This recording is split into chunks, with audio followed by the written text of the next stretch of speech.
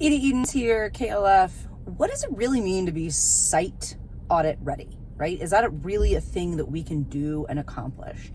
And I say this, we've put out some information recently about what does this look like from a regulatory perspective, from a legal perspective, but also why is this so hard to do? I think there's a couple of things to consider generally about this if you're new to the area or maybe have questions in this space.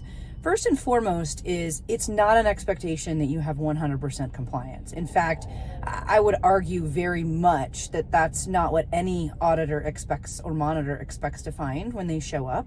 What we want to know when we show up is that the mistakes that are occurring are things that can be remedied, prevented, that those are being addressed, that in real time they're being reviewed for any safety implication, high risk implication. And well, of course, no auditor wants to see anything other than 100% compliance. At the same time, we recognize that's very unrealistic and that we're probably rarely going to see that. What we'd rather see is that you have processes, that you have infrastructure. Not that you're never going to make a mistake, rather when you do, it's caught quickly. You're able to determine why it happened.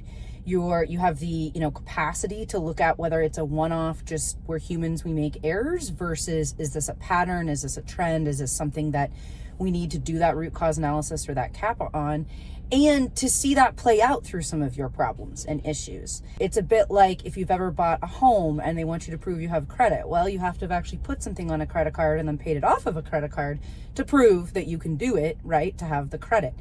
That's what we're looking for. We want that credibility.